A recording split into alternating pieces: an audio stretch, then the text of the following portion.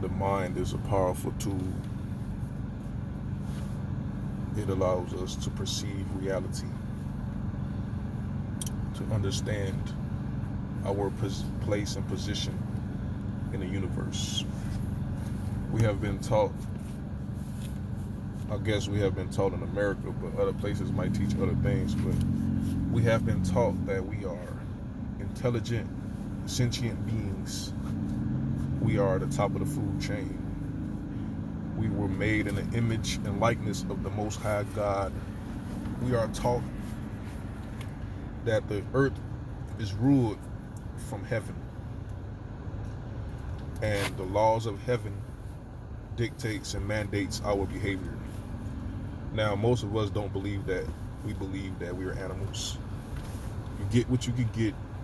You destroy, you take. But we understand that what we see in reality doesn't necessarily coincide with our beliefs, because for the most part, you don't see the God that created the universe. In most religions, they teach you that God is a human being. He's represented as a human being. And particularly in America, God is represented as a white man. Jesus Christ, who is shown as the white man. So, by all of us observing the rulers of America and believing in the religion that teaches us that the God is the ruler and man is subjected to God, we actually associate the rulers of the America as being God, or being ordained by God, because they usually look like God. And we see it as a normacy, the natural order of things, for us to always be ruled by the Caucasians, because a lot of us are subjected to the religions that teaches us that God is the ruler. And they show us pictures of the God being the white man. So we have no problems being the subject slaves to the white man. Now, we have to change our perception. We have to change our thinking in order to become free. Now, in the Bible, if you really want to be logical, the only person that saw God in the Bible was Adam, was Enoch. Enoch walked with God for 300 years. Who else saw God? I think Ezekiel saw the angels. Who else saw God? Ezekiel, Elijah, because Elijah was beamed up. Moses. But for the most part, those are the people that actually saw the God and talked to God. Moses talked to God face to face. Now, in those days, people were black. Adam was black people. They was made from the dirt of the ground. The dirt of the ground is black, brown, red, those colors, right? Now, if you want to be really esoteric or philosophical with it, I'm going to give you the truth about what that means. Man was made from the dust of the ground, and God breathed the breath of life. No, God formed man from the dirt and the dust of the ground and breathed the breath of life into man, and man became a living soul, right? If you want to be deep with that, that means that your suffering, your trials and tribulations is God forming you out of the dust of the dirt of the ground and breathing the breath of life into you. All of your suffering, struggles, trials, and tribulations is what activates you into your path. That's how you get wisdom. You cannot really get wisdom without going through extreme suffering, torture, misery. This is how God strengthens. They say, like, iron sharpens iron, man sharpens man. But God also chastises. And despise not the chastisement of God. Stuff like that. So all this suffering is set up just so we can get the breath of life, just so we can be formed out of the dust and the dirt of the ground. But that's not what I'm talking about. the reason I'm trying to get you to really change your perspective and thinking is, in those days, people weren't really classified by their color. They were classified by their nationality, by their fathers, because Cain and Abel were the first two born from Adam and Eve, and they were two different nations.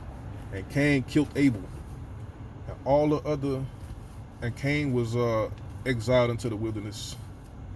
But all of Adam's sons were distinct nations. Even though they had the same genetics, they had the same skin, and God judged each person based on their deeds. And Abraham was a descendant of Adam, and he was chosen to be the patriarch to all of the prophets because he was righteous. He was faithful. And his faithfulness was counted as righteous. Even though he wasn't righteous, it was still wickedness in his bloodline. But his faith was enough. Faith is better than righteousness. And faith is righteousness. But faith is superior to righteousness. Obedience. Because you can't really be righteous without being obedient and faithful. So Abraham had that. But people have to stop looking at a human being as being God. You have to stop looking at this Caucasian that they show you as Jesus, because you associate his physical characteristics with the rulers of this country. And the reason the rulers of this country put the image of God to be a white man is so you will never question his rulership.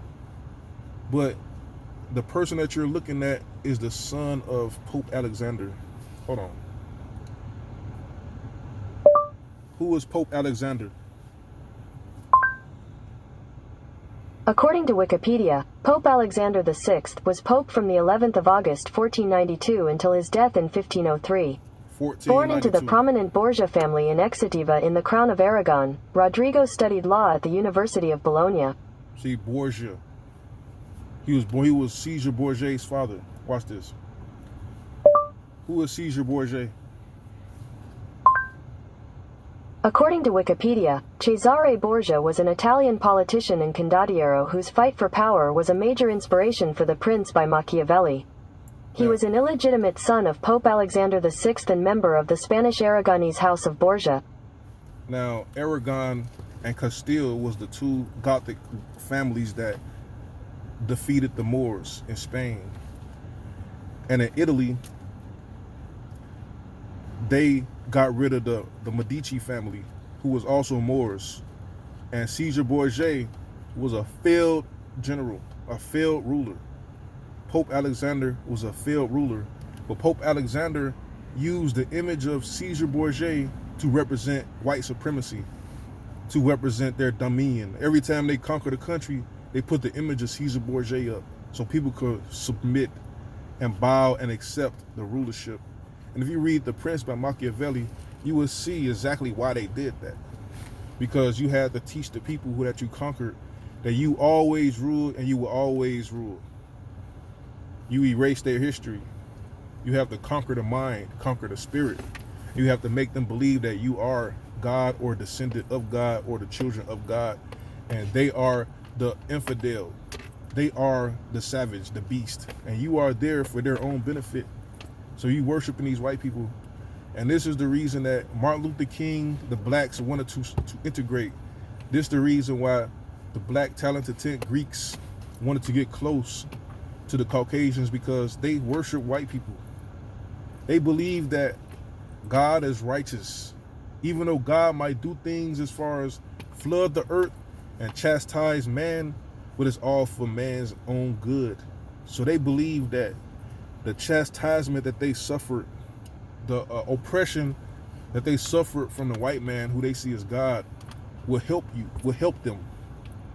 And once they understood why they was punished, and they go through their chastisement and didn't despise the chastisement from the white man who is their God, the white man will somehow accept them and do them better. But in reality, the white man is not God.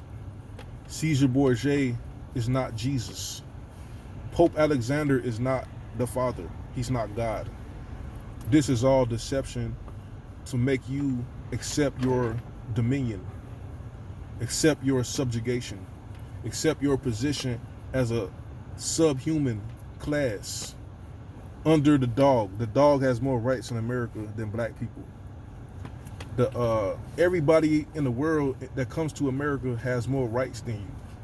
You think anybody who has the characteristics of Caesar Borgia, the Caucasian skin, the stringy straight hair, has the right to destroy you, to brutalize you, to rob you, to take everything from you without giving you nothing? You vote for them. You give them everything.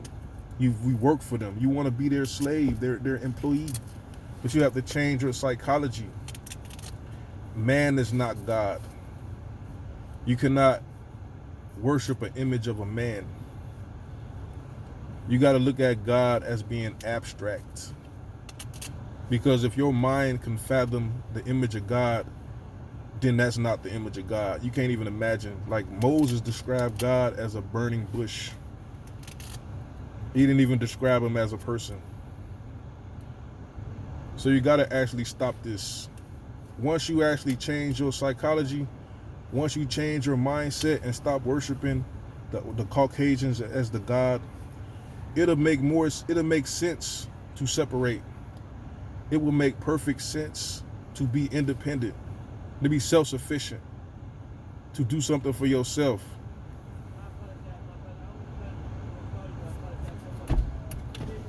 Yeah. I'm doing something. Give me a minute. Hey, stop being a slave. Stop worshiping white people. Once you stop thinking of white people as being God and realizing that we were all made in the image of God, and you have the right to the world, you have the right to name the creatures, you have dominion over the sea, dominion over the air, over the fowl, over the creeping things, to subdue the earth. You have that same right, even more so because we are the original man. We were the one who God gave that commandment to. It wasn't the so-called white man, because the white man didn't exist in the Garden of Eden. That's about it.